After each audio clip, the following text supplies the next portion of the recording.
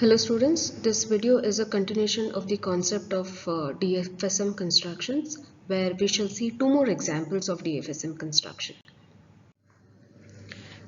In this video we shall see an example of construction of accepting strings of A's and B's having substring A, B, okay, having this substring A and B, and in the second example we shall see construction of the DFSM to accept strings of A's and B's except those having the substring AAB. So example 2 is the opposite of example 1. So first we shall construct the first DFSM and then just convert the final states of the first DFSM to non-final states and vice versa for the second DFSM. We know that deterministic finite state machine M is a quintuple which has got 5 components: K, sigma, delta, S and A, where K is a finite set of states, sigma is your alphabet, S is the start state, A is a set of all accepting states, and delta denotes the transition functions. And the steps in the construction of DFSM are defined as: we first identify the minimum string and then the alphabet. We construct the skeleton DFSM, followed by identifying all other transitions which are not defined in step 3, and finally merging step 3 and step 4 in order to complete the construction of the DFSM in step number 5. So let us go to the first example of constructing a DFSM to accept strings of A's and B's having a substring AAB. So the condition is that we need to accept strings of A's and B's. Okay, so this becomes our alphabet sigma, and it should have a substring AAB. The moment we tell it's a substring, we know that substring is a set of continuous values. Okay, so how is our language constructed? We have our minimum string AAB, okay, followed by strings of length 4, 5 characters, etc. So here I'll give a general scenario or a representation, which is AAB is our substring. Before AAB we can have any number of A's and B's, and after AAB we can have any number of A's and B's. So I'll not define all the strings, list of all the strings, rather just a general representation. With this we'll go into construction of our skeleton DFSM, where first we identify the minimum string. So we know that the minimum string for this is the substring itself. So it is AAB, and the alphabet is sigma equal to A comma B. So with these two data we construct the skeleton DFSM. So skeleton DFSM is given as: we have our start state Q0. If the start state sees a input A, we go to state Q1. On state Q1, we give an input A and we go to state Q2. On state Q2, we give an input B and we go to the final state Q3. This is our minimum DFSM. Now, based on this minimum DFSM, we shall identify or list out all the transitions of the DFSMs. So the transition can be listed as: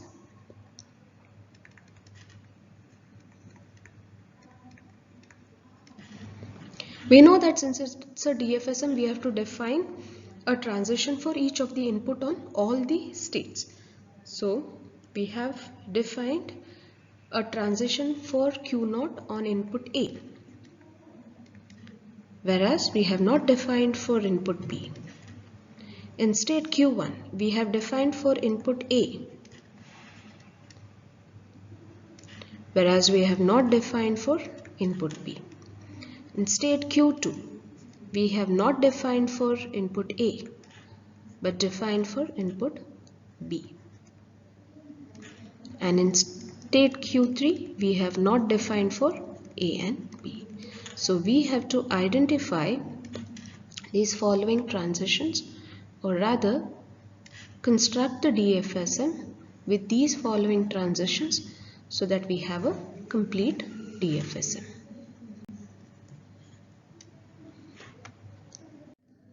Therefore, with the help of transitions which are identified in step 4, we'll go ahead to complete the construction of our DFSM. So I'll redraw the skeleton DFSM.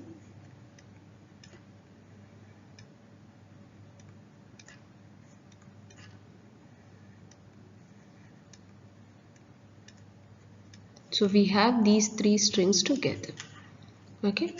So L equal to AAB is constructed.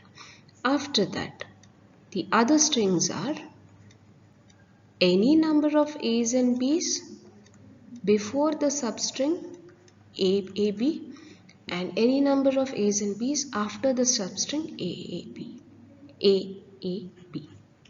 So going ahead with the first transition which we have not identified in our previous step, that is Q0 comma B. Okay. Now we are in state Q0. We are in state Q0. Okay. If we see a B here, then we remain in the same state. If we see a A, then we move into the next state. Okay. But if we see a B, then we remain in the same state. Now we are in state Q1. We finished defining transitions for Q0. The next transition which we had not identified in the previous skeletal DFA is a transition for Q1 and input B. Now what happens in Q1 state? Okay. If we remain in the same state with this input B, then what happens to this? We have already processed a and come here. Okay. So we have seen this input. Now if we see a B here, it shall not happen, right? So what do? We push this transition back here. Therefore, we cannot have B in state Q1. And in case Q1 sees a B, then it moves back to Q0 state. It moves back to Q0 state. Now we defined both the transitions for Q1 state. We defined for A and we defined for B. Okay. Next, in Q2 state. In Q2 state, we have to define a transition for A. Okay. Now, in case we are in Q2 state and we see a A. In Q2 state, we have seen a A, which means that of the string AA, we have processed two strings and we are supposed to see a B next, but instead of a B, we see a A. Can we remain in the same state? Can we remain in the same state? Yes, we can remain in the same state because we still are in Q2 state. Okay, B is seen. This B is seen in Q3 state. But in case we are in Q2 state and we see a A, we still can remain in the same state. Okay, because we see a A, again we can see a A, after that we can see a B. To go into the next state from Q2 to Q3, if we have to go, we have to see a B. So we still have a provision to see a substring AAB. Okay. Then, what about after we process the substring AAB? After we process this substring AAB, this part, we can have any number of A's and B's, right?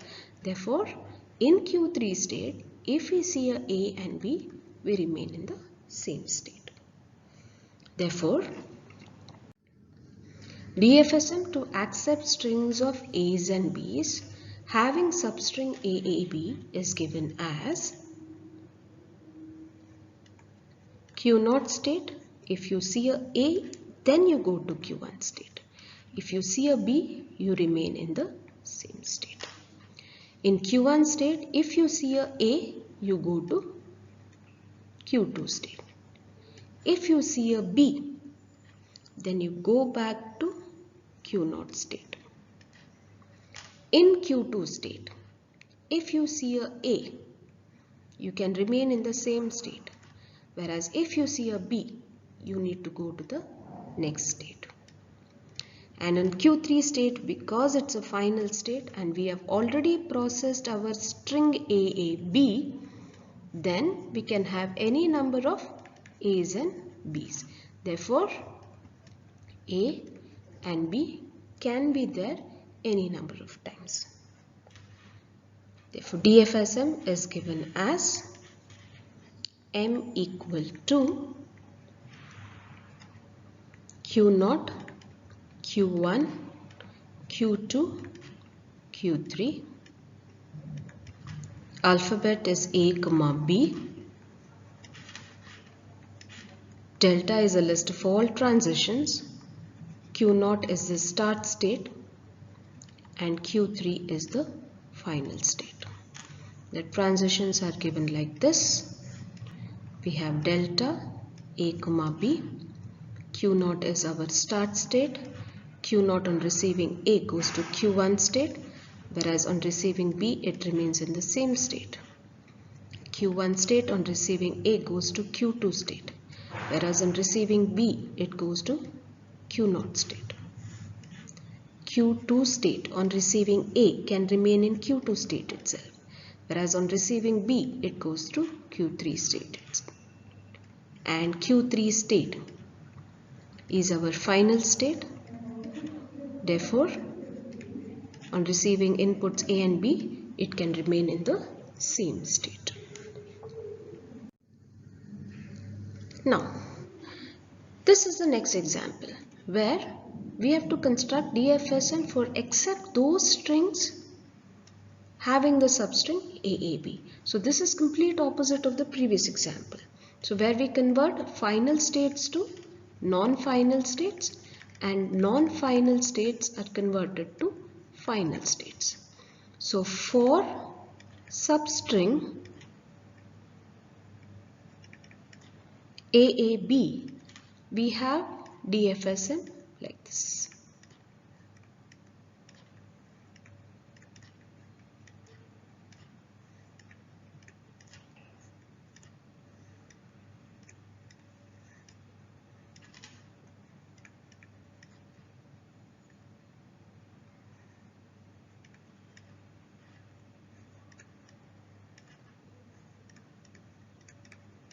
Therefore,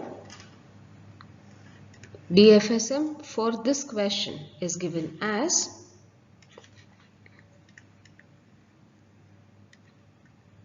Q0, this is A, this is Q1, and on receiving A goes to Q2, just the opposite.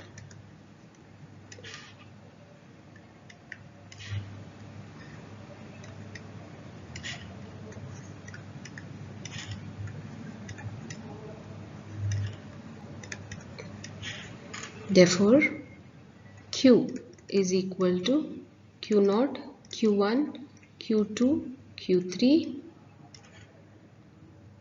Alphabet sigma is equal to A, B. We have Q0 as our start state and A. Final states are Q0, Q1 and Q2, and the transition delta A, B. We have Q0 as the start state and final state. So on receiving A, Q1, whereas on receiving B, the same state. Q1 state is one final state. On A, it goes to Q2. On B, it goes to Q0, Q2. Again, this is also final state. On receiving A, it can remain in the same state, whereas on receiving B goes to the next state. And Q3 is our non-final state here. So when it receives input A and B, it can remain on the same state.